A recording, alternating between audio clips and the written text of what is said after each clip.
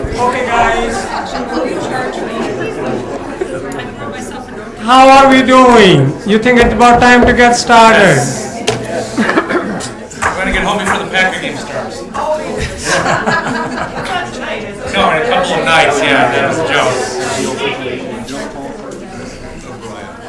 Okay. Now somebody had wanted to move some item. Oh, okay. But there was somebody wanted to move some. Item number 8. Okay. So we are in session. So let's start with item number 2. Is everybody here? Yes. All right. So we are all here. So okay. Let's start with item number 2, specific implementation plan modification for signage for Cirrus aircraft capital flight, and the recommendation is to refer to the airport commission. Right. Howard Teal, who's on the airport commission, asked that it be referred to the airport commission. Need a motion? Second. Well, no, I can make a motion. Just thought I'd wing it for a minute there. I got it, Grenade. I moved it for, I moved referral. All right, any discussion? Any discussion? If there no more discussion, I'm going to call the question. All those in favor say aye. Aye. Anyone opposed? So the motion passed, sending it to airport commission unanimously.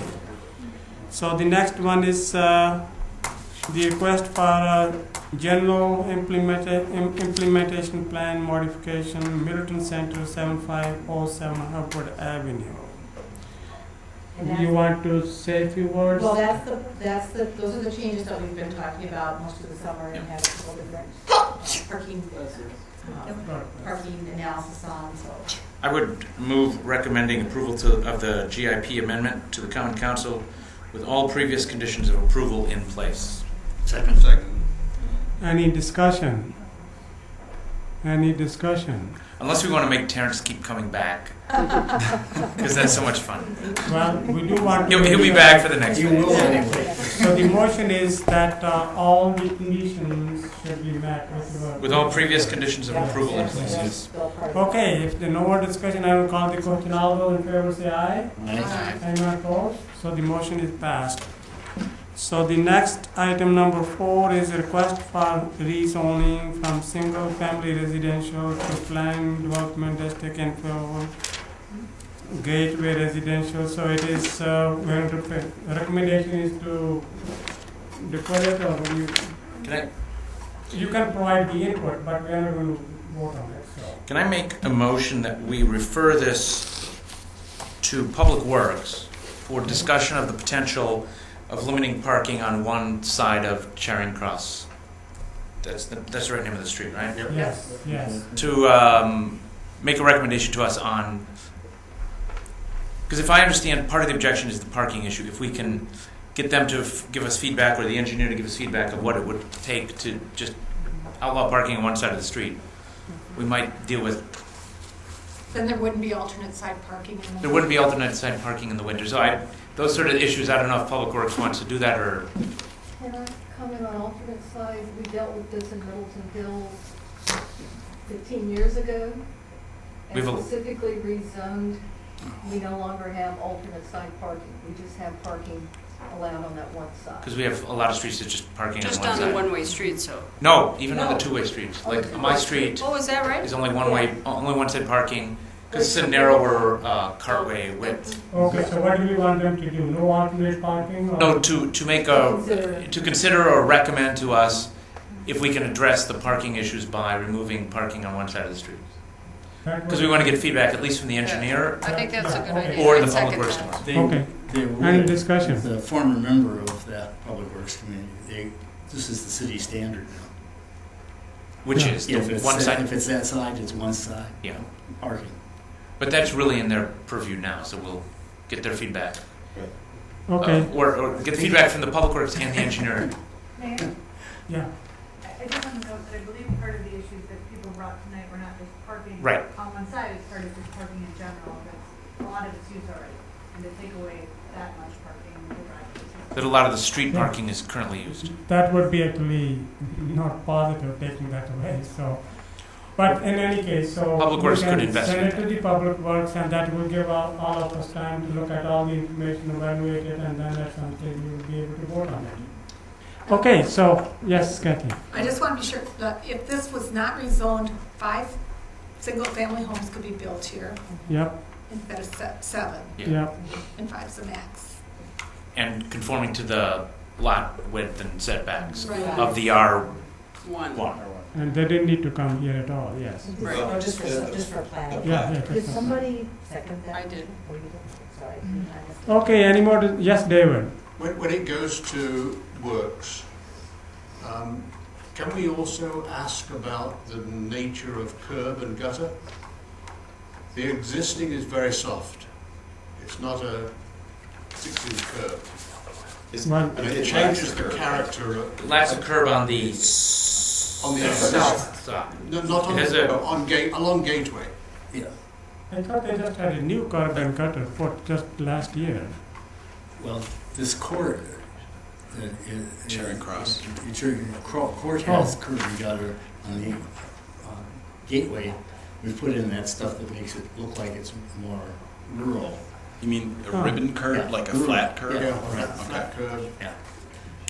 Okay. So 2 of those properties would, Okay. So do you accept Just that? keep the existing character a little bit more. So what that means, when there's a ribbon curb like that, that probably will need a swale. Public Works will Yeah. probably address that too, but that probably means a swale on that side. They on might there. say no, but just so that for raising it. So Kurt, is that- Yeah, that's fine. I'm trying to You curb agree how much with- we refer to Okay. Public Works, but Right, so I didn't all hear that. swale Can you that say is that again? Okay. Any more discussion? Yes, Kathy. I just like to. Kathy and Dennis. Yes, Dennis and then Kathy. But that's okay, Dennis. So Dennis and then Kathy. So. Well, rather than putting this off too much longer, I guess I'd just like to put out my feeling is that this is still too congested a lot. It's too dense, and the buildings are too close together. And then the idea that the overhangs should it can overhang 2 feet.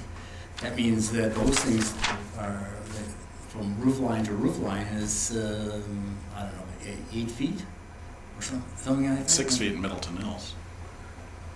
from roof line to roof line. You like Middleton Hills? These lot sizes are closer to the kind of village cluster in Bishop's Bay. Right. I mean, these lot sizes now are, he's proposing each one, so they range from 7,800 square feet to 5,700 square feet. Yeah. So they're twice the size what's proposed in Bishop Bay, which we'll talk about a little bit later. Oh, you're talking about Middleton. Yeah, that's not what I'm talking about. Huh? I'm talking about the density of the Oh, okay. of Yeah. these things. I still think it's too heavy, and I don't like the idea of having joined driveways. I think that joined driveways, from experience, I speak, joined driveways make for bad neighbors. And I just think it's trying to squeeze too much into a piece of property. I can see this being 6, so we could have more than the 5.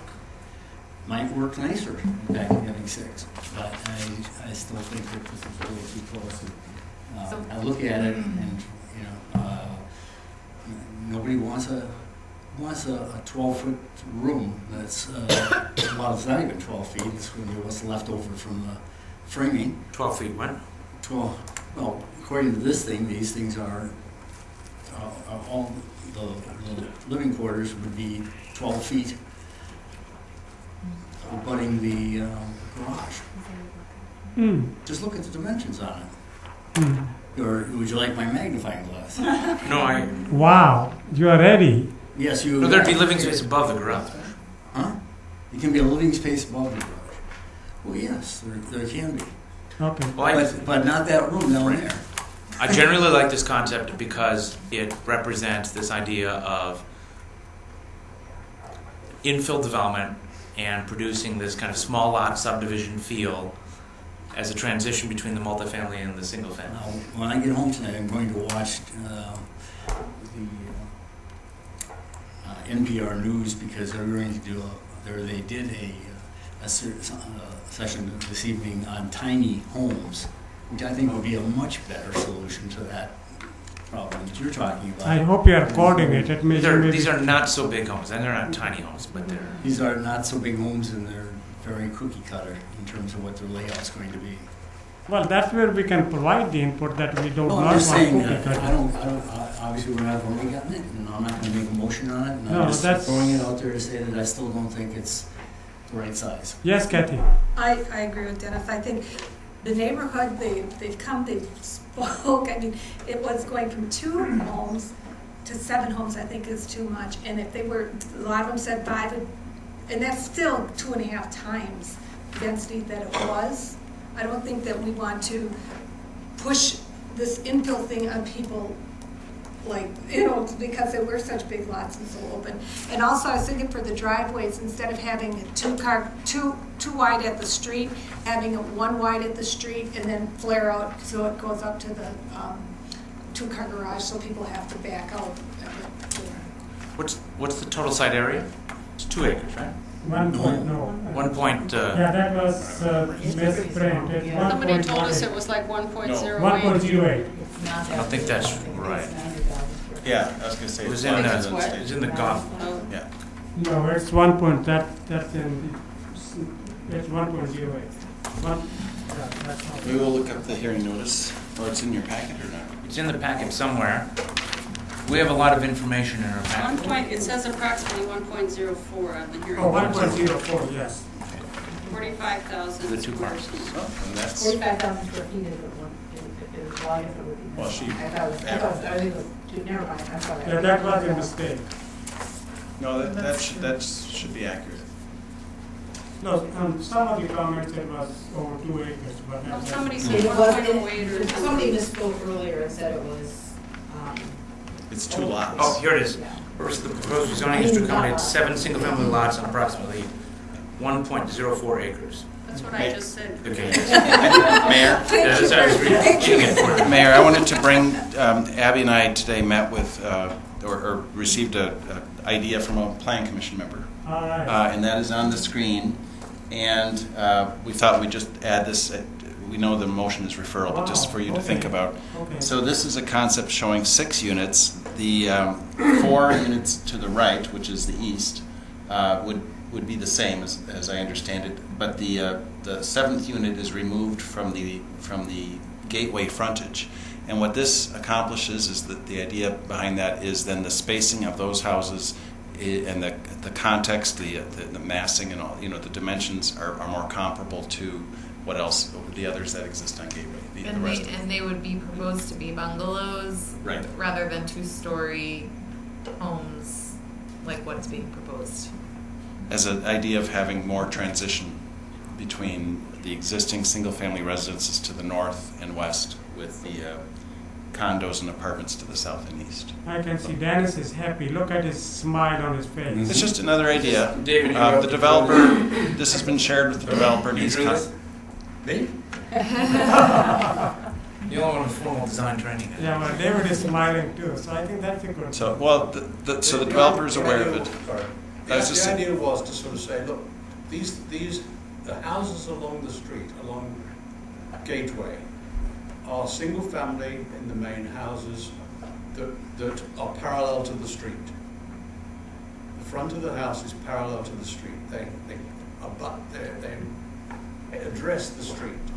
And so by cutting down those 2 to 3, making them bungalows, single-story bungalows, rather than 2-story along Gateway, making them parallel to the street, perhaps putting a rollover curb on it, you know, so that it keeps the character of Gateway and makes a transition to then the 2-story buildings and then ultimately to the multi-story buildings on Allen Boulevard. But David, you know, the 2 houses north of it, they are both 2-story. And then Connie's house is a single story. Really? Well, When I walked it, I was, okay, but let's walk together or let's walk again. So I think that's what I saw. I've been there a couple of times. I know Connie's house is a single story. That's the third house. and what it also does is Connie's give house is a space. single story in the front and then 2 stories in the back. Okay. Oh, okay. Okay. What it But also anyway. does is give space to get some landscaping in there, so that there is the buffer between it, the new and the old, and also on that island on the curve at the front of the building. And this will also put close to all the units close to about 7,200 square feet, just about. Yeah. Oh, am I? I mean, I guess what it illustrates is how complex infill development is. If we just always Well, maybe reify that's- the pre-existing homeowners' characteristics from some other time period, we're never going to get a lot of infill if it's in existing residential neighborhoods, right? Then we're limited to infill that's really on arterials and major streets. That two stories or No, they're one. that one? Okay. You're right, David. Okay, so motion has been made. Any more discussion, any more questions, folks? Okay, I'm going to call the question. Is the developer going to agree to this? Well, Abby actually spoke with him briefly, and he was going to take it under advisement. Yeah, I talked to him. He was on his cell phone. I emailed him a copy of the proposal. I noted he was here in the audience earlier. He's not here, so I don't know how he feels about the proposal. I think this will make a lot of people happy. He was going to take a look at it. Something to, yeah, I agree with that. Something to look at. Okay, so any more discussion? Any more questions? I'm going to call the question. All those in favor and sending it to Public Works Committee? Mayor, I just have a question. Are you going to send it to stormwater as well? It will have to go there. Okay, let's send it It to, doesn't- you want to make it added to stormwater? Let's do If it it. hasn't already gone.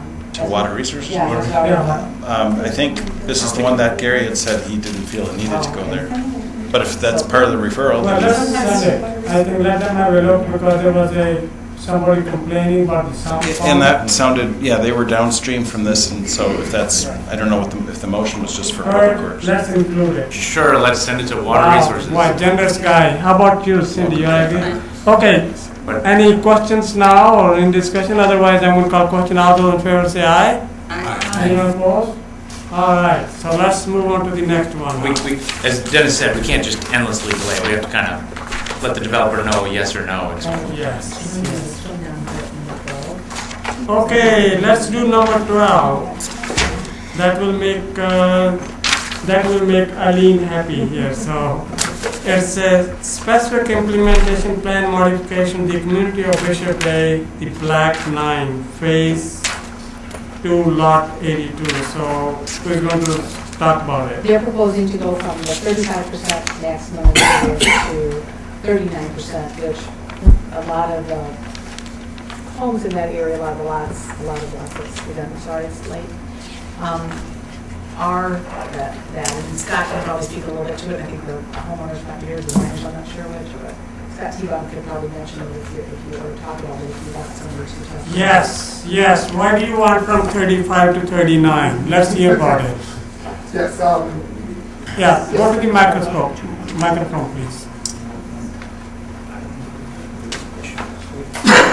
yeah, a couple, Dan and Stacy Parent Tower here as well. They're looking to construct a ranch house with exposure in the basement. 2,100 square foot house, so it's not all that large. The 2 lots, as you had in your packets, just broke the threshold of even a manor lot at 9,500 square feet. The remaining lots around them are slightly under that, so they're village lots which allow the impervious area to go up to 50%. So the average impervious area on the lots that are on the inside of the street are 39%, which is consistent with what they're looking to construct. Any questions for him, please? Any questions for Scott? Okay, so if you guys are happy, somebody need to make a motion. Approval as an a minor SAP modification. Second. Okay, any discussion? Any discussion? I'm going to call the question. All of those in favor say aye. Aye. Anyone opposed? Okay, so number 12 is Thank you all. passed. Okay, thank you guys. Thank you. Thank you. Okay, now we are on to number 4. We just did that. We just did that, yes. So number 5, request for rezoning for residential single-family residential R1 to plan development district, general implementation plan, stagecoach, trail, JT Klein and Company. So I guess the recommendation is we provided the input. Do you want to provide any more input to the developer? And then you guys had all the input, so we need to all go home and look at it. Is that what we plan to do? What is the... Well, Design standards. I think we told the citizens that we wouldn't act on it tonight. We are not acting on it. We're not acting. But Do we need a motion to defer? Do you want to provide any input, additional input, or you think they probably have plenty of input, right? I would like to ask a question of the developer, if I may. Yes, yes, David. David has a question. Jacob. You have recently done Meadow Ridge. You have proposed another building alongside it, and you have proposed Stagecoach. Could you tell us what you think is the difference in those sites? And Jacob, you can go to the microphone if How do those two sites, or three sites, two different sites, one a flat field site, one a different site, the Stagecoach site, how are they different in your minds?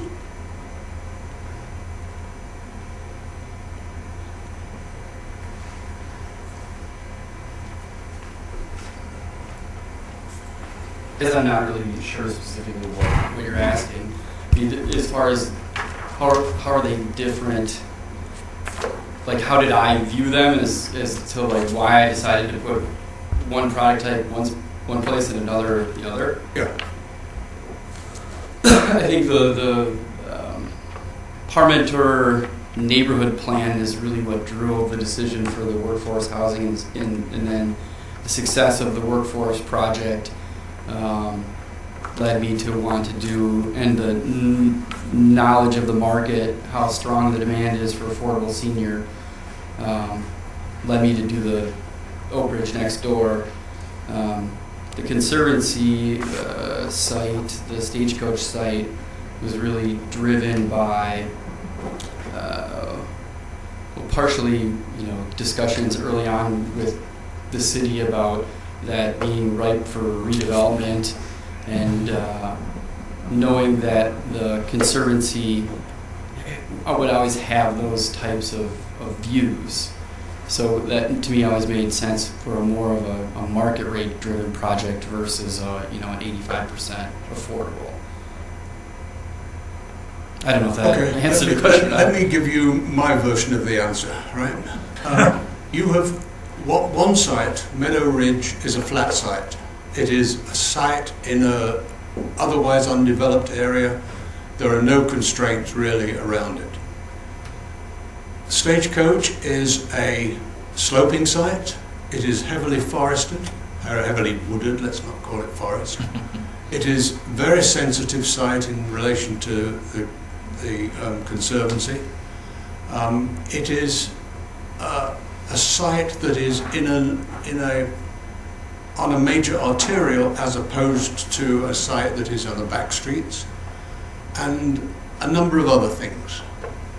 What worries me is that both of those sites produce exactly the same architecture, and I don't understand how that can be true.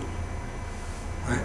That one needs to be, the Stagecoach one, in my mind, needs to be much more sensitively designed than just another 4-story, 3-story, however many you want it. Take it up from the ground, cut it off flat along the top, and something which is circulating on the internet at the moment, developer modernism. 3 buildings tall, 4 stories tall, 5 stories tall, 6 stories tall, 7 stories tall. Excuse me. Cut it off. Just extrude it up, and it's a nondescript building on a very sensitive site. And I just worry that you would come to us and say, here is a very specific problem that needs much more care than just your standard building.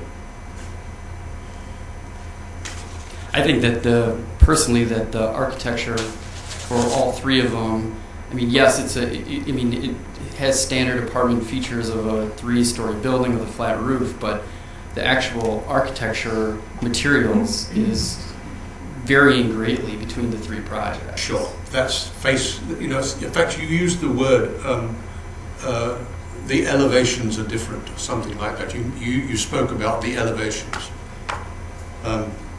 That's the problem, designing elevations as flat planes.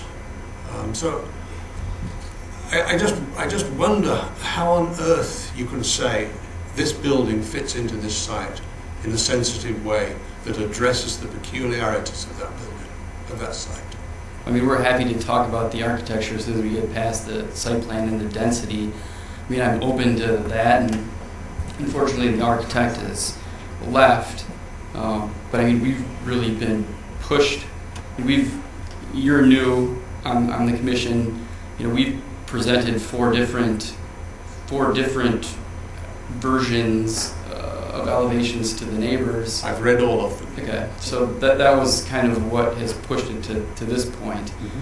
So, you kind of, I'm kind of between a rock and a hard place if the neighbors are wanting one thing, and obviously you guys have your own opinion. So, like I said, once we move beyond the issue of density, site plan, as far as the GDP, I'm happy to discuss further the architecture and have a charrette or whatever we want to do to resolve those issues. How about if you spend some time with David, have a cup of coffee or tea, and you guys spend some time together? But are those architectural issues the purview of a GDP rezoning request? Not of a rezoning request. Not of a rezoning, no. Yes, Susan. Yeah, I'd like to say, Jacob, I have served on the Middleton Hills Architectural Review Committee with David for quite a few years. He has been outstanding at doing little tweakings of architectural design that has significantly improved buildings. That, minimal things that make a huge impact. And I would really encourage you to meet with him. Yeah, get his ideas. Yeah, like I said, I've got no problem discussing architectural details. And if you want me to be there, I will buy your tea or coffee, whatever you want. At this point in the day, 10:20, probably not hitting. No, we will not do that now. I know you probably would. No, I was just, not going to happen. So, yes.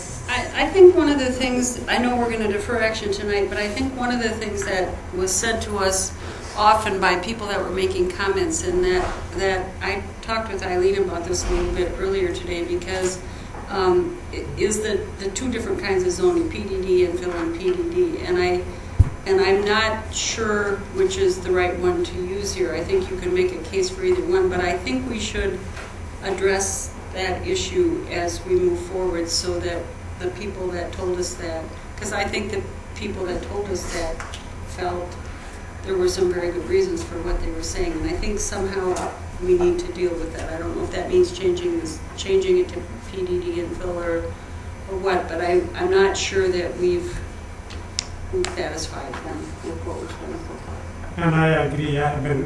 It's good I have been asking the same thing. Yeah. So now maybe coming from you and coming from me, I mean, would really try to answer Well, it I think now. Mark did address it, but we can talk about it again. It's a city's discretion. I don't think you Okay, need to talk to okay, me about okay. it. I think you need, Well, we I think can certainly address that. I think somehow we need to, I was just saying, we did address Right. it earlier, Yeah. but yeah, I understand what you're saying. yeah. And I know sometimes people are prepared to say something, and even if you've said something to them before that, they go ahead and say it. And they may never agree with it either. It's Right. the interpretation Right. of. But if we could somehow, I don't know, make charts to compare them or something like, something to show people that there was a good reason why we did what we did.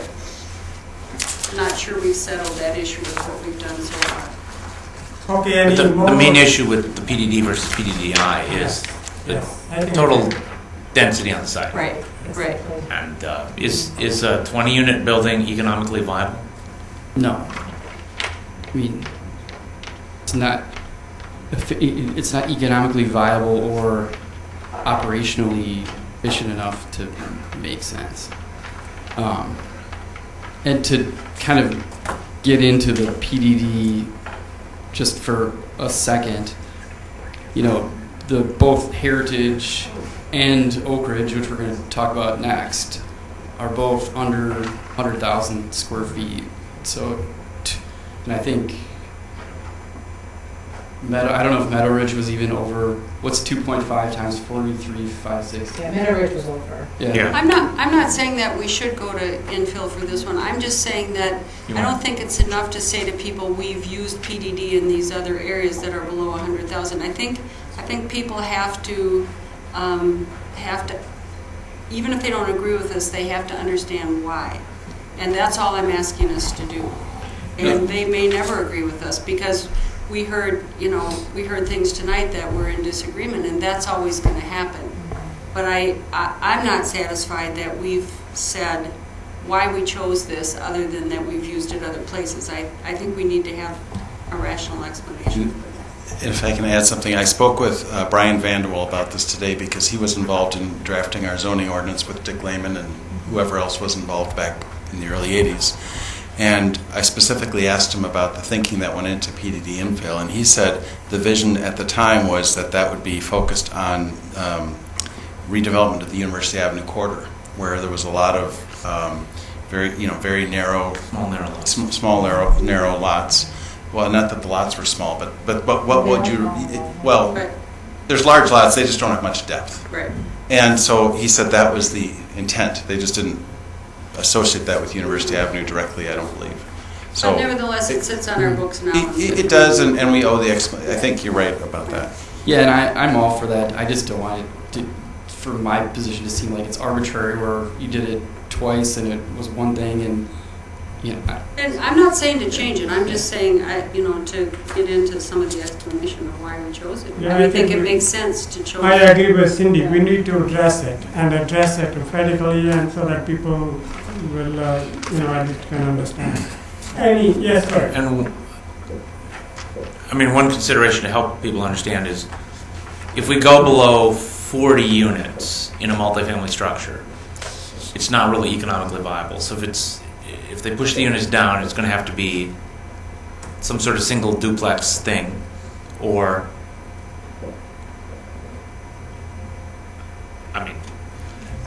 something else. But realistically, is that likely to happen with having to pay for demolition costs and all that out there too, to put development that isn't dense? Is it ever going to be redeveloped if it isn't something like this? I don't know. Yeah. It's, not while I'm alive. No, yeah, right. I mean, and you're a lot younger. The alternative would be somehow raise the money to buy him out and make it open space. But I don't know where that money comes from either. I mean, so to make a project economically viable, we have to be at least somewhat concerned. Yeah, no, I agree. Yeah. Okay, need a motion to defer.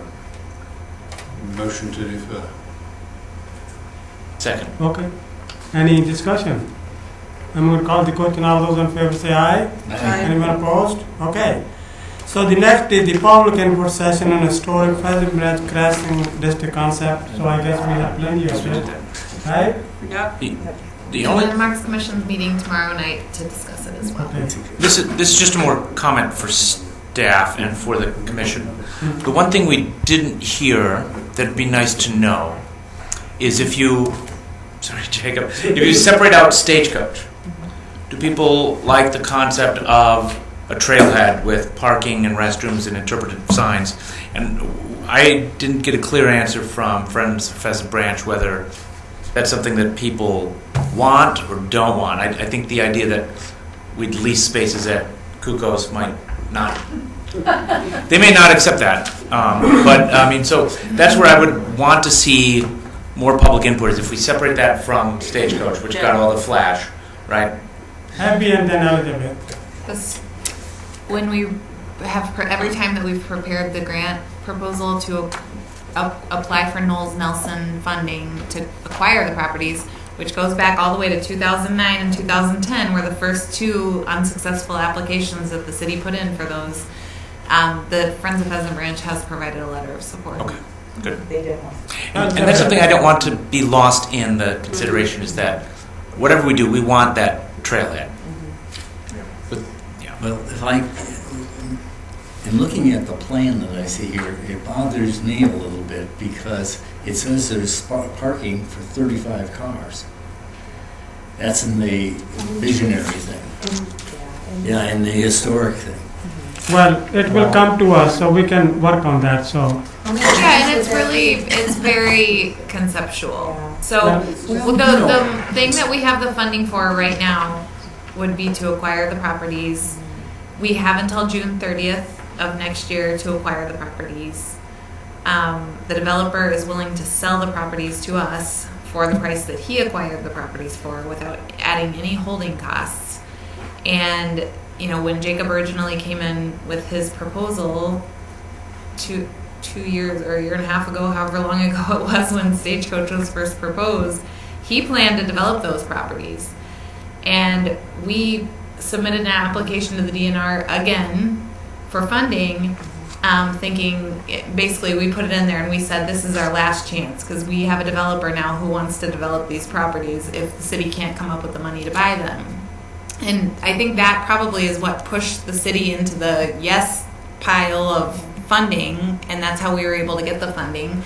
And then we worked with Jacob and he said, okay, yeah, I'll sell them to the city, where he could have said, no, I don't want to sell them. You need to go through the eminent domain process if you want to be able to acquire the properties, in which case we wouldn't have been eligible to get the grant funding. Well, you know, the point I was trying to make was that a trailhead with 35 parking stalls in it is going to have more traffic than that apartment building is going to have. So I just want to follow up just on as much problem. Kurt's comment. Yeah. There's a comment. One of the things I heard from a lot of constituents, and I really want to emphasize this, that I heard at least once tonight, there's a lot of confusion about the image that if we don't support the Klein project, we won't get the trailhead. There's intermixed a lot in people's minds, and I'm really concerned about that issue, and I think you do need to separate it. I agree as well, but there is a linkage that everyone should be aware of, and that is the constraints of TIF 5. TIF 5, yeah. Which TIF 5. currently is not generating increment. Generating increments, just not. It's not generating increment at a rate at which the city can undertake some of these public infrastructure projects. Yeah. Two things. Dennis, on the parking. Could you go to the microphone, please? Keep forgetting that we're still on. Okay, for the parking, 35 parking spaces probably isn't even adequate for the needs for parking.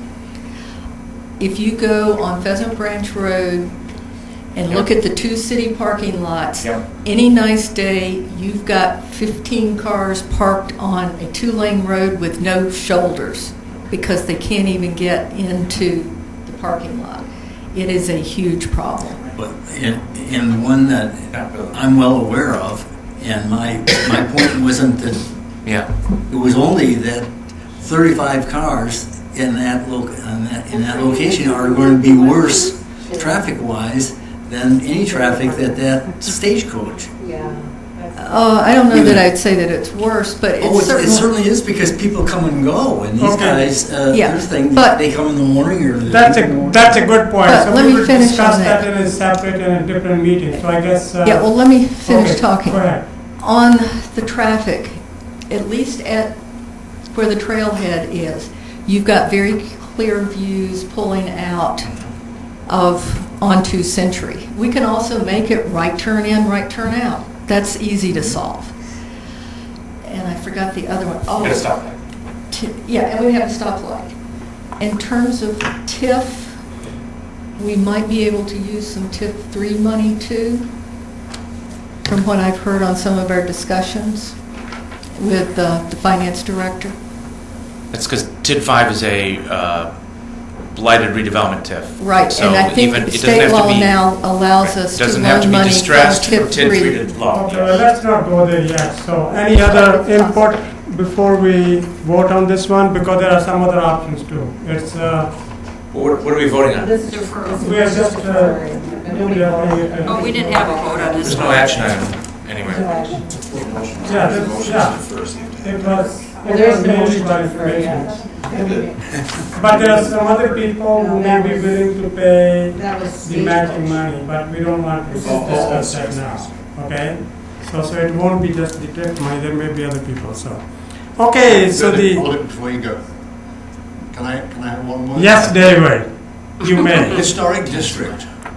What do you mean by historic district? National Register Historic District? I don't think we would be looking at a National Register historic district, although at least a couple of the neighbors have mentioned that as an idea. I'm not sure there's a district, that's my problem. No. There's Right. individual buildings that might be on the register, but not a district. That makes life easier for you. Yeah, I don't think that there are even any, well, with the exception of maybe the Stam House. I think the Stam House is the only building in that area that's listed on the National Registry. Okay, So we right talked- now, we're not talking about, No. a national historic district where we would go through the paperwork and get the survey and get it, Right. Okay. So maybe let's involve David when we have meetings on this one, perhaps. Would you want to be interested in providing more input? Sure. All right, so let's include him there, so. Okay. Okay, now we are moving on to item number 7, request for tax incremental district number 5, assistance Stagecoach Trail Apartments, J.T. Klein and Company. So I guess we're going to do the same thing as we did for number 5. Move deferral. All right, need a second. Need a Second.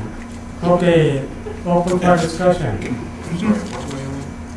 Seven. This is the TIF money. I guess since we haven't done anything with the earlier part, so we can't be doing anything with the TIF. So, Right. any questions or concerns or discussion? Jacob, how does deferral affect your WIA bond application? Is your TIF part of the developer's equity side? I don't know if they count it that way. I think Can you use the microphone? Sorry. Because they go up to 85% LTV, right? I think that this is it's structured as a second because it's pay as you go. Okay. So we've been talking about if right now it's set up as a fully amortizing 17-year loan, and I'm trying to see if I can get them to change that a little bit. But if we defer to the next meeting, I mean, as long as I can. Yeah, the idea would be that I could close with them in December when they do a large bond issuance as opposed to a standalone bond issuance because it drops the cost and drops the interest rate. Okay. Thank you, Jacob. Any more questions or comments? Okay, I'm going to call the question. All in favor, say aye. Aye. Anyone opposed? So we are on to the SIP for Oak Ridge Senior Apartments. J.T. Klein and Yes. Company. All right. This property was previously rezoned to GIP, and now the request is to rezone it from the general implementation plan to the SIP to to accommodate a 4-story, 83-unit multifamily senior building. This is just west of Meadow Ridge Apartments, which recently opened up. This would be a LIHTC affordable housing development with 85% of the units set aside for households earning no more than 60% of the county median income. Since this rezoning to GIP was already approved, I guess I won't go over the project anymore because there really weren't, in the first paragraph of the staff comments, there really weren't any changes to what was being proposed there. When the Plan Commission approved the GIP rezoning, they approved it with some conditions. One of them was the completion of a TIA and any recommendation for improvement that comes out of the TIA. Also required approval of the Water Resources Commission. There was a set aside for 10 additional parking stalls that would be built at the cost of the developer, originally proposed, and dedication for construction of a north-south public road to be built at a future date if needed, and also playground equipment. Many of the conditions there have been satisfied. The developer is proposing the dedication for the north-south road. The playground equipment is installed at Meadow Ridge now. I believe Water Resources staff has now approved it, although I might need to remind myself because it's getting kind of late and I'm tired. I think it didn't have to go to the youngest here. I know, I'm in trouble. I believe, if I remember correctly, it could be approved at a staff level and didn't require approval of the full commission. And, I guess the major changes that have been made are that the building footprint has been modified, showing less frontage at Lisa Lane, and the building is deeper on the lot. The reason for the change is because of where the stormwater would be managed on site. Originally, the developer had hoped to negotiate an easement to use another property and help solve some of their stormwater issues as well, and wasn't able to pull that off. So the stormwater management is what required the modifications from what was previously approved at the GIP level. And there's also a reduction in the amount of parking proposed. I did learn from Jacob today that they would be adding 2 additional underground parking stalls. There were 2 stairwells leading from the basement, so they would eliminate one. It would allow adding 2 additional parking stalls. And then they eliminated the area that would accommodate 10 additional stalls. I've included in the staff comments the setbacks, as well as information about the proposed road. Page 7. The TIA concluded that the additional site traffic does not have a significant impact on the overall roadway network performance. So probably what would drive a need for an intersection improvement would be the Meritor project, which has already been approved by the city. This project it does not require any intersection improvements. The developer is proposing 28 surface parking stalls and now 65 underground parking stalls as opposed to 63. For a total of 93 parking stalls, and again, it's an 83-unit building. Our staff discussed this at length, and we looked at examples from other senior housing projects as well as other low-income housing tax credit projects, and we think that what is being proposed is adequate for this project. And there's also potential overflow stalls that are available at Meadow Ridge Apartments, so that's a potential that the developer has also offered up. Lighting and landscaping comply. Our recommendation is approval contingent on resolution of the engineering staff recommendations, and I looked those over and they were mostly technical recommendations. I didn't see any policy issues. Approval of the stormwater management plan. So I just reminded myself that has not been approved. I apologize. And the addition of at least 10 a bicycle storage area to accommodate a minimum of 10 bicycles, and that's just based on our standard, which is 10% of the total number of parking stalls. Really, in a multifamily housing building, it could be quite a bit more than 10. Okay, But so we need a seniors. motion based on what Visitors. Abby said, that resolution of engineering staff recommendation, stormwater management and the bike storage. I just had a question about the playground equipment and, sort of the exchange. It sort of seems to me like we're joining these two projects together. And is that realistic? I mean, could they not be sold off at some point? And then the one that we intended, we're most concerned about having the playground equipment, just an example, no longer has it. Right. And so, what We could maybe have an access easement or a playground easement or. Right. that sort of thing.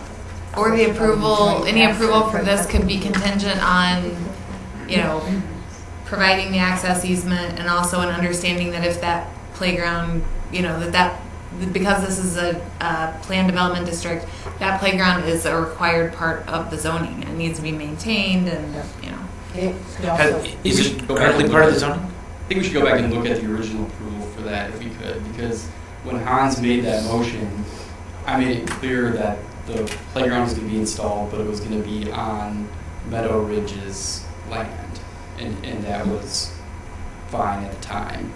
I do remember that it was discussed. It was discussed at Planning Commission, and it seems like it makes sense to have it at Meadow Ridge because you're likely to have more kids there. Although because you have the 8 units set aside for grand families, we want to make sure that those are accessible too to the playground. Yeah, and I just don't see a lot like this after being done with Meadow Ridge and having the playground there. I don't see my lender allowing an easement after the fact for a playground that really doesn't. I mean, it's there to serve both projects. To answer Dennis's question, I've got to own these things for 30 years. Yeah. And they're both within a year of each other. So the likelihood that after 30 years is, given the demographics, is probably a high likelihood that they're sold together, and that this project may or may not still be senior housing. Well, and we haven't. Can't think of a recent example of a multifamily development where we've required them to install a playground. Market West Apartments didn't have a playground, and that's 240 units. In 29 years, we might have driverless cars and so park here for both of them into some playgrounds. They're coming quicker than that, I think. The playground, 29 years old. the playground at Meadow They'll go play at the market across the accessible to street. the other playground. Yeah, we're not putting. There's not going to be a There's no fence. restriction. There's no fence between That's all. the two. Okay, Yeah. okay, that makes sense. And you're So, not selling it, so. No. yes. And he's got to keep it 30 years. Yes. Okay, so do I have a motion now then? I'd make the motion to approve the SIP contingent Yes. on resolution of engineering staff comments, stormwater management plan, and addition of bike storage parking to accommodate a minimum of 10 bicycles. I have a question. Is that bike storage parking some on the entry, like a rack outside, and then some in the basement? We like them to Or be just covered how though, you right? understand? And no wheel vendors. For housing, ideally they'd be covered, but for visitors stalls, usually within 20 to 50 feet of the entrances. I can give you some standards. Yeah, if you could just send me an email with how many you want outside, how many you Right. want in the basement, whatever. We'll Actually, the design standards that we're working on for the historic Pleasant Branch district is going to touch on that sort of thing too. It actually lists some standards that I saw today, which I support. So I'll get you some information. Just work with Mark Jacob. Yeah. Second. Okay, need a second. All right. So on discussion now. Any questions or any? Okay. When do you break Yes. ground?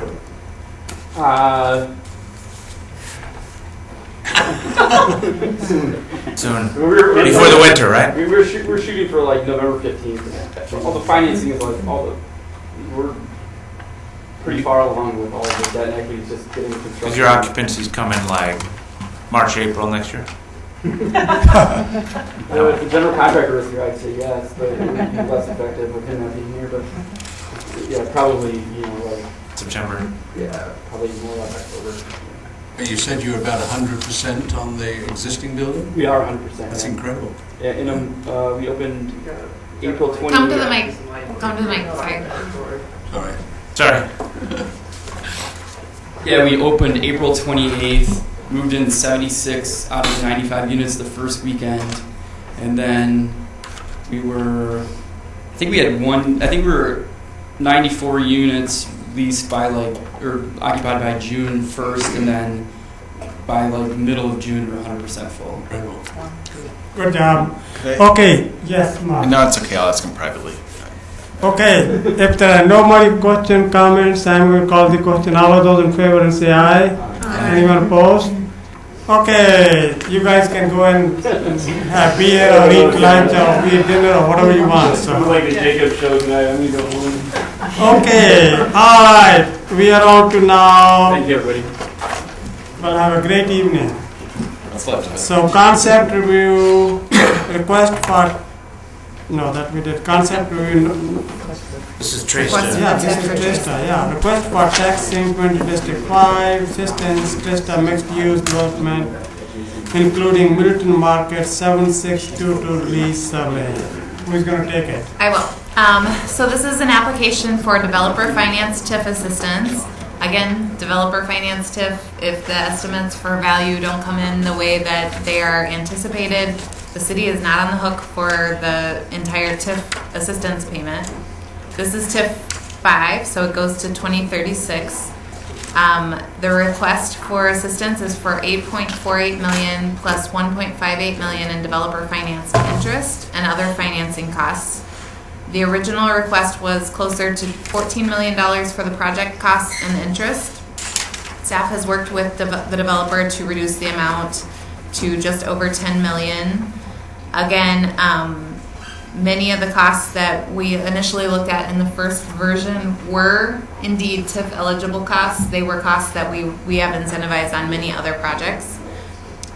This request, we asked the developer to return a minimum of 25% of the increment generated to TID 5 beginning in year 1 after the increment began to be created.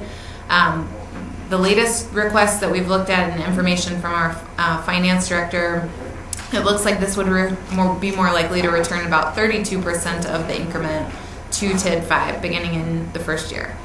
At the July Plan Commission meeting, the concept for the project was proposed, and we also had some information from our consultants at Vandewell and Associates where they had kind of sketched up their own concept. That was approved. At that same meeting, the Plan Commissioners reviewed the proposed TIF request. We got some questions, most specifically about the sustainability features, but we also had some questions about the parking costs and the direct linkage between the incentive that the city provides for parking and how that ends up increasing the TIF request, especially when it relates to structured parking on very poor soils, like what is being proposed here. So the developer, has been very good to work with and has modified many of the things that we've asked her to do, or that Did you the get that Plan wrong? Commission has. Pardon me? Yeah, and so she modified the TIF request. She removed the incentive for the green roof because Plan Commissioners had said they would prefer to see solar, and she's included a request for support rather for solar photovoltaics, so that reduced her overall TIF request. The Workforce Housing Task Force met in July, and they had encouraged her to consider a concept for 10 to 20% of the units to be affordable. They met again last night to discuss the project. My understanding of their recommendation is that they appreciate the consideration for, especially for 3-bedroom units in the development, because there are not very many multifamily projects coming forward that include 3-bedroom units, and so they were happy to see those included.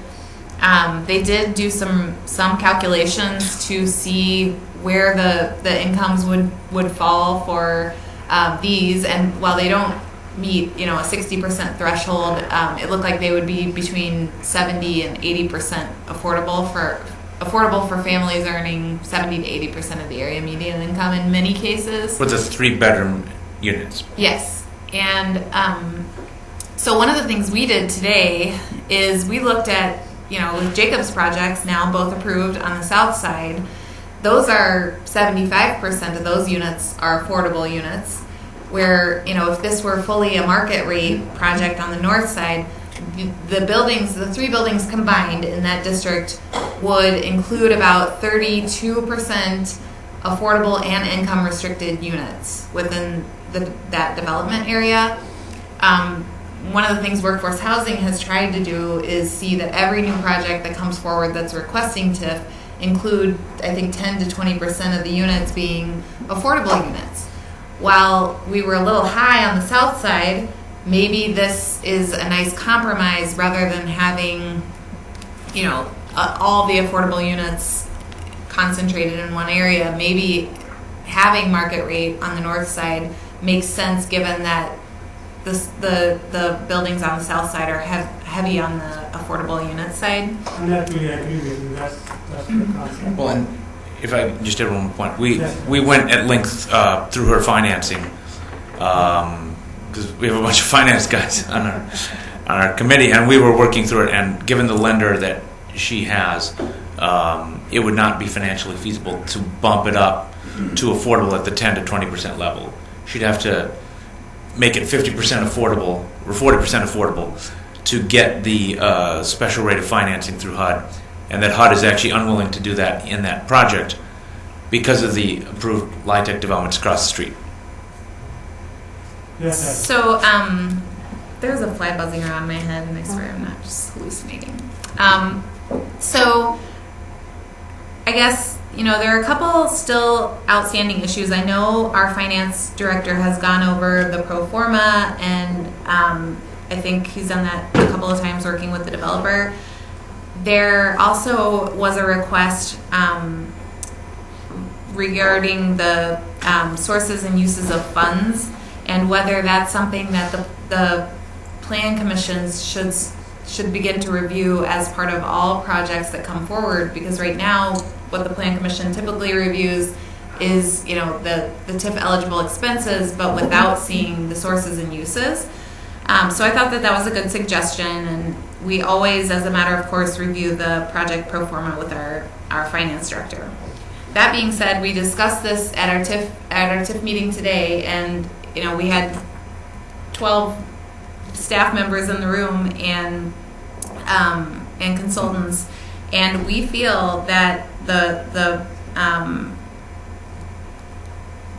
TIF that's being requested for the various items is consistent with TIF that's being provided for other projects in the city. In fact, our finance director actually put together a really nice Excel spreadsheet, which we'll eventually be presenting, not at this concept level, but when the full TIF request comes forward. And when we compared it to the incentives for other projects, this is a bigger project, and it's very much in line with some of the other incentives. There is some information that's going around saying that we don't typically do interest. We don't provide TIF for interest costs, and that's not the case. Many of the recent TIF deals that we've done have included interest. And so with all that, still making a table, so I think we will have that Excel sheet. Yeah, and he has the table. It's been prepared. I think that he'll be presenting it to the finance committee when this project moves forward. We took this previously to the finance committee, and they said, well, we really need to see a recommendation out of the plan commission before we move it forward at all at finance. They wanted to hear from you guys. And with all of that being said, although in here it says our staff recommendation is feedback to the applicant, our staff is comfortable with the recommendation for concept approval for the TIF, with the understanding that concept approval is non-binding on the city. And we still want to look at the sources and uses, and we still we have a little bit more work to do to fully understand it. But that being said, based on the review that we've done, we're comfortable with all the TIF. And you are still looking at a couple of items, that purple pipe and... No, we're comfortable with the incentive that's being requested for purple. Eileen, you agree with Abby? She accurately presented what we discussed Okay. today. Yes, Dennis, you have your hand. No, I was just. Okay. Okay. Sorry, given the late Yes, hour. Your hand is up. A couple of questions and concerns, which actually move in opposite directions. So my head is still spinning. I was the one who requested that we actually look at sources and uses, and I think the concern is other cities that I've studied and worked with have different TIF criteria. So Madison, for example, would have difficulty with this project because the amount of TIF assistance is about twice the developer's equity being offered. But the contrast with that is that we're doing a developer finance TIF, which Madison or Monona wouldn't let you do. So that was part of what we were concerned about in workforce housing, was just to look at the sources and uses to that some developers would say that's quite a large amount of TIF for what some call a greenfield site. So that's also part of our concern about, right, is how do we think of this site? Is it a greenfield site or is it an infill site? I think of it as an infill site with poor quality soils. So that's where I'm leaning to be comfortable with the TIF request, because it's infill and it fits the plan. The only other concern is, I think at the last meeting I asked if we could see what it would do to the TIF request to reduce the number of stalls required. Because my understanding is that you're providing, because it's going to be a PDD zoning. The problem is I can't, because I can't charge for the underground stalls because I have to include them. So if I have to include them, I have to give one to each resident, because that's a requirement of the stalls with the TIF. And it has been a challenge. I mean, there are definitely places in the poor soils I would like to remove parking out of, but because of the way, I can't say, oh, the one bedrooms don't get underground parking. It's not a viable market strategy. Is that in our TIF policies? Well, we don't want to provide TIF assistance to a project for underground parking and then have them charge extra for the parking. Right. Because then they're not. They can't charge extra. And then we see a lot of on-street parking from people who don't want to pay the extra $50 a month or whatever. Right, so we say you can't charge for parking, but same as with Middleton Center. Sorry to go back to that. We didn't link a specific stall to a specific apartment unit. It was just number of stalls and there's turnover. Although our philosophy, as we want to be fair to our residents, is that we believe that every stall should then come with one underground spot. It makes the non-underground spots challenging, and we have a huge parking issue already, as you will see when we're back here in a couple weeks, with the stormwater on that site.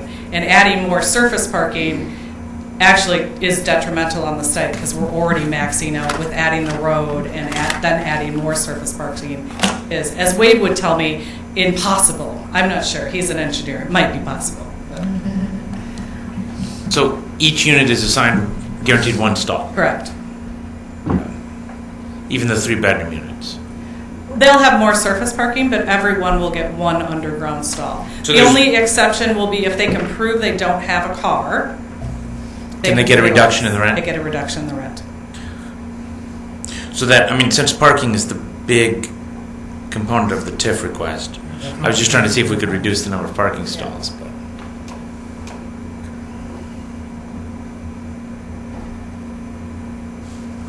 Okay, anybody else has any questions? Any comments? And just for the record, since you're not using TIF to write down the rents of the commercial space. No, we're not doing that. Any more questions, Kurt? Anyone else? So we didn't make a motion, right, or not yet? No, I'll make a motion to grant concept approval for the TIF request for Tracy. With any conditions? Since it's concept approval, Oh, okay. No, just okay. subject to staff comments. Okay, need a second? Second. Discussion.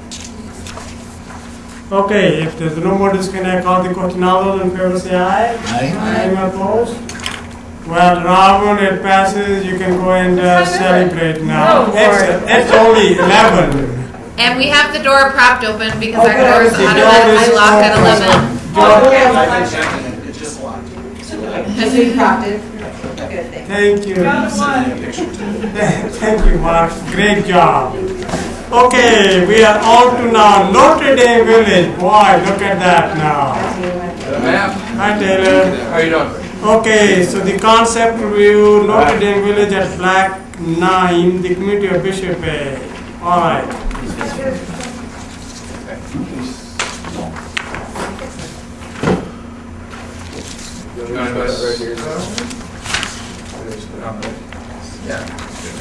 So, is that yes or is that no?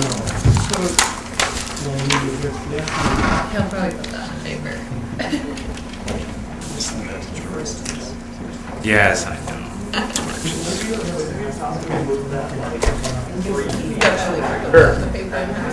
It's already complicated. Okay. Perfect. Thank you. Yep. So you reduce. Can I start? Yes. Good to get my turn. So Terrence is sorry he couldn't be here. He had prior engagement, but wanted to come back to you guys. The last time we were here, Terrence came with 12 lots for this lot for the CSM at 140, 30. And now you have only 6. Now we have 9. All right. 9. So essentially what we're looking for is concept approval. From here, after we have the concept approval, then we can drill into the numbers on density, etc. But we can't really talk about density until we know, kind of one of the denominators. So what we're looking for is, are you guys generally okay with the concept as proposed? Keeping in mind, we changed from 12 units to 9. We addressed the parking concern. Previously there were 25 parking stalls. Now there's 35 surface stalls plus 10 garage stalls. So that's a 20 stall increase. Additionally, we've address the size concern that Kurt had. Previously, the average, I think it was the average was 2,200 square feet. Now it's 28. Now it's, our engineers just calculated it's 3,400 to 4,600. 34. Yeah, and lot 9. Of the lots. And that does not include lot 9. Lot 9 is 10,600. So. And that's Terrence's lot. That's what he says. If he says it, then I can say it. Yes. So that's Terrence's lot. 10,600. The rest are, 3,400 to 4,600. So we've more than doubled the size of the lots. And then again, as I was reviewing this with our engineers today, keeping in mind the lot doesn't end right here. There's that tree easement of land that we own. So there's a nice wooded buffer where we've protected the trees. So that's kind of what we've come to seek your guys' comments on and approval, hopefully, for. Additionally, I know it's been brought up, there's mention in staff comments about Tom Wilson's email they sent you guys. You guys have a copy? It's in the minutes of last. Okay, it's in the minutes. I copied over the minutes. And just, to give you guys some comfort, I talked to Tom Wilson and confirmed, sent an email, CC'd Eileen on that one. Tom said he's not opposed to the concept. He just says that if the concept's approved, then we've got to go through the full amendment to the master development plan. So that's the next step, is after we have your guys' approval on 9 feels about right, 12 is too many. Then we'll go through the formal MD master development plan, sorry, not MDD, master development plan amendment process with public hearings, etc., joint zoning, and that whole process. So, and again, Eileen and I can discuss this off. I think the next process would be to have meeting with staff and our engineers to discuss the density, because our density is, we were supposed to be at 4.2 units per acre in back 9. We're showing that we meet that with 9 units, and we're showing based on if you include outlots 6 and 10 to get into the details. We have more, but you don't need to get into that here, because at this point we're just looking for concept. So we're not asking for a formal approval on this development. All we're asking for is, are you okay with what we're proposing, so that we can then take it to the next step. If you guys say, if you deny the MDP amendment, then that's a whole nother, that's the density discussion. So what I'm looking for is, are you guys okay with this concept? let's say Kurt, your hand is up. Remind me, the reason the parking on that kind of north side, near where it says future building, right? That was David's suggestion that we have a kind of a separate, that's going to be a multifamily building, right? Yes. So people coming down this road would slip into that parking without impacting these single families on the Yeah, south. and there is Is under. that right, David? That was your How concern. many units? 58 apartment units, and there's underground parking. So this is just for the surplus parking. We'll have surface parking as well. Yep. So yeah, it is delineated with the tree, the landscaping detail that we've added. I'll defer to David on that. Yes, David, what do you think? I'd like to see unit number 3 slid around a little bit when you actually get to the next stage. We can do that. I think we still, can I say something? I think Yes. we still have some issues though that haven't been resolved, and I think they could still be before the plan commission had concept, and that is the link to the proposed cul-de-sac, because I think our fire department may have some concerns, and the fact that you're not on a public street. We have an issue with utilities. Yep. From a PSC standpoint, we have to have utilities, we have to have water that's from a public main across the land. And we've got 3 different Yeah. solutions. Okay. You're sorry not to jump in. We have 3 different solutions. We have the staff recommendation, which I think that's great, and to me that's the details, which I actually like, unlike my boss. You're an attorney. But nonetheless, I told our engineer not to come. I told our engineer not to come tonight because that was more the details that I think we can get into with staff. There's one solution of making an outlot through the other lots 1 through 4 or 1 through 3 to create public access, more like the Callaway Court. And there's another solution with public water through Callaway Court and then through. So there's, as far as those details are concerned, we've got a bunch of different ways that we can solve the engineering concerns. But I was just looking, before we spend, as you guys can understand, every time we call our architect, every time we talk to our engineer, it costs us a lot of money. So when we went from 12 lots with all the civil engineering done down to 9, that cost us. For this little, it looks like a minor change to you, but that's a significant impact on us. So I'm kind of saying to my group, before we proceed, let's make sure that 9 is the magic number. 12 seemed like we were pushing it, or at least that was the feedback we received. Well, it seems fair. So what do you think, guys? Yes, Cindy. I just need to make sure I understand this. Because, I'm talking about the numbers, because they had reached the limit of numbers allowed for the back 9. Is that the purpose of the GIP plan amendment, Yes, is it to would have increase to be. those numbers? Yep, it would have to be for that, because, well, one of the things. Not change those numbers, but just address, the MDP was, if I recall, 2008, 2010, a long time ago. And then the whole idea of the update would be to reflect what was actually built, what was actually dedicated to the city, what was actually outlots. Again, the MDP is kind of a guidance document that maybe the SIP. But there was an issue, as I recall, if I can still think straight, there was a difference of opinion between you guys and us about the numbers. Well, that's where I think we come down to, I'm saying we have a surplus, we can come up with a surplus of 42 units, and you're saying no, and I get that. I started to glaze over when our engineers went through all the density calculations and all the different variables, and I've got some of that here, but again, to me, that's the next step. That's the end. But I can't tell you that 9 is the magic number until I get an answer to that. So I would say no, that isn't satisfactory to me. My understanding is that we're looking at the configuration on this site, and then if we prove 9 or 7 or 12,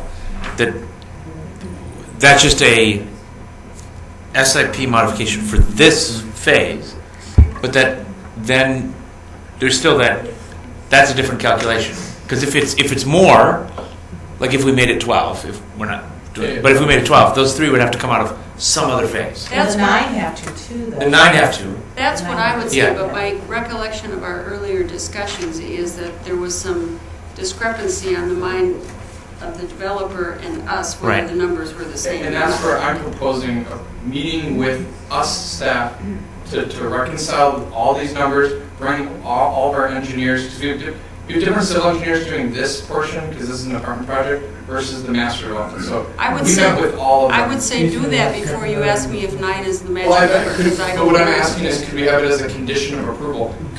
Yes, we like your 9 lots, conditioned on you guys meeting the MDP requirement. I'm not willing to do that, others may be. So you are willing to go with that? I'm not willing to. You are not willing to go with that, okay. I wonder if there's some way we could refer this to both the joint committee and also staff, and then town staff and city staff could sit down with you guys and go through this, and with our engineers as well, because those are pretty big questions if they have to, I mean, I would think you'd want to know the answer to that before you keep moving as far as the utilities alone. Yeah, the GIP could be amended if the planning commission and the council and the, joint committee say, yeah, go ahead and add it. Yeah. And I know it doesn't seem like a lot, 9 units out of 2,400 units, but I think the idea was the joint committee, now we have new members, but they had felt very strongly when this was first proposed that, hey, we approved this whole plan with, all together 2,900 units in both the city and the town. We had everything laid out, and all of a sudden we want to put more here. And I think the planning commission at that time and the even some of the an alder for the area say, hey, if you come back when we're all done and say, hey, we've got some excess density, how about if we put it here, then we could look at it. And I'm not saying that that's the route we should go, but I think there's enough issues with the utilities that we should get those at least answered. We finalized, the back 9 is not changing. We're moving on to Westport, we're doing phase 5 along Howiam. So back 9, as far as I'm concerned, is done. And that's the density that we're looking at, and that's where outlot 6, outlot 10 come in for 11 acres. I mean, that's 11 acres of density that we paid for land that we're not getting a credit for. But they're not in the back 9 neighborhood. Outlot 6 is, yeah. Well, rather than we can get into these details, but I don't think this is. To me, I think that's a staff discussion, and then we come once we have some consensus there. Then we come with an MDP formal amendment memo explaining how we arrived at what we arrived at. I'm just saying, suppose we defer. Yeah. As it seems like there's some consensus. What does that do to your development timeline? Because you have to resolve these staff comments on utilities anyway.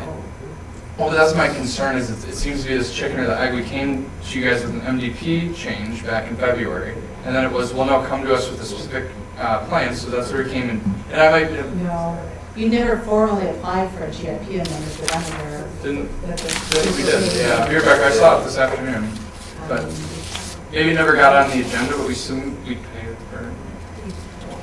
So what you would be asking us is conditional concept approval on this design of these 9 units, if you're even allowed those 9 units. Yep. Yeah. I think from the suggestions. Oh, you got to use the mic. From the suggestions that Terrence had received last time from this last meeting from this body, for the size of this piece of property was 12 units was too much, too compact.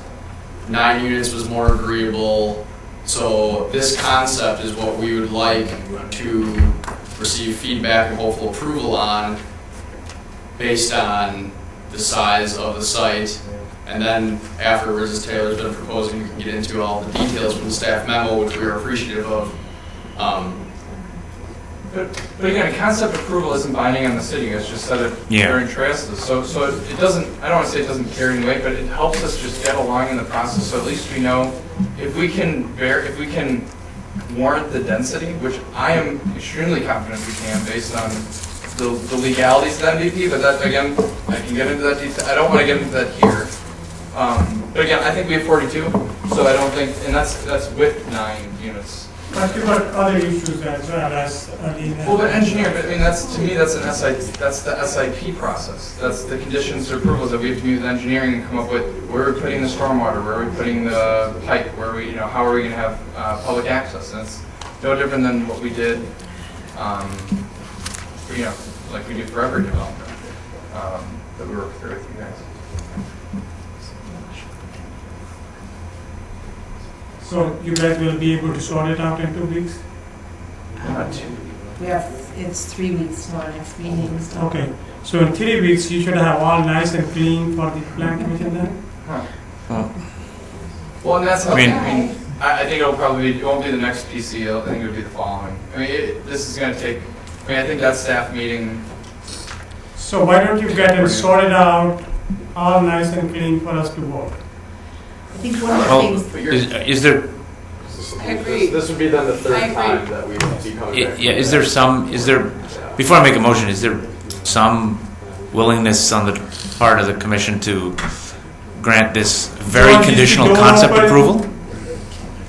I mean, that's basically a conditional concept approval, which is, if a concept approval is not binding, a conditional concept approval is even less binding.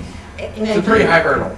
I do think that the parking separation was a good move. Yes. You definitely heard what the plan commission said last time I was here. I just tried to point out all the issues that still exist because I You don't know, want to you me, guys excuse me for interrupting, but to me, we said no to 12 last time, and you've changed the parking and come back for 9, and all of the issues that we identified last time still have not been resolved. And I'm looking for some of that resolution. The density is the biggest one to me. I just looked at my comments from the last meeting, and I would make the same comment this time. Well, my issue is the town alone, you look at Tom, I talked to Tom Wilson, and he said, yeah, we'll look at this after the city says, yes, you guys can even have a project here. So again, it's that chicken or the egg. How are we going to have an MDP discussion about available units if we don't have something concrete? Don't Why would we want focus your discussion just on this piece. There's a whole project here that we're talking about, and the density of the whole project, has, in my memory, has already been allocated. So I need to find out where these units are going to be taken from. Why is it so important that we do this right now? Because we need to get going. Why is it so important that we do this right now? That we even do these? So that we can give our architects and our engineers the green light to continue to spend our money. That's what I'm asking. Why Yeah. is it so important that we do these 9 or 6 or whatever it ends up? Why do we have to do these right Why now? do we have to conceptually approve them, or why are we pushing this? Why are you pushing? Why are you pushing When this? is that apartment building, when is that going to go in? Right, because that will be going in the spring. So you're already going to be grading and cutting and putting in the road. That work could be happening concurrently with each other. Well, even better, Terrence wants to get a model up, start working on a model this fall. Excuse me, sorry, microphone again. Oh, You can just sorry. take it off Yep. there. Yeah. Terrence wants to get a model up this fall so that we have something in the spring to showcase. So to me, every time this is deferred, or it spends this time. Originally Terrence wanted to get something done this past spring, and I understand that things don't move like that, but you're making the argument that delay is costing you money and time. But what I hear is that part of the delay is that there's unresolved issues, which is not caused by us, Right. but a lack of direction. I thought. I mean, to me, we're not going to spend the money on the MDP issue if you're going to say no, 0 units are approved here. Are you guys even open to units? You see what I'm saying? So, well, now you're asking two different things. Are we open to units on that particular site in that thing, or are we open to these 9 units with this parking configured next to this multifamily? These 9 units on this lot. And those are kind of two separate issues. I mean, yeah. Because whether there's development in that lot or not is, I don't think we know enough to grant concept approval. Exactly. Completely out of context, does this site configuration look okay?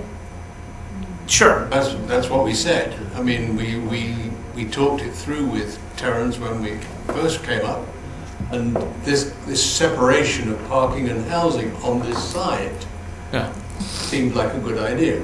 Generally, that's so the site seems okay, but that's what we're if the site is even developed. If we were going to do this site looks better than the last one. Right. But we Then there don't you go. know if Maybe this is all we need. So I'll relay that to Terrence. We'll start working on the MDP, and I'll start to assume. And I'll start to assume 9 units. We'll meet with you, with Tom, with all of our engineering staff. To think this is one of those cross-disciplinary I think that's a great idea. Okay. Come up with something Thank very clean, so the questions which have been asked, let's answer them now rather than going over them again and again. Just so we can be clear, we're going to come back with an MDP amendment.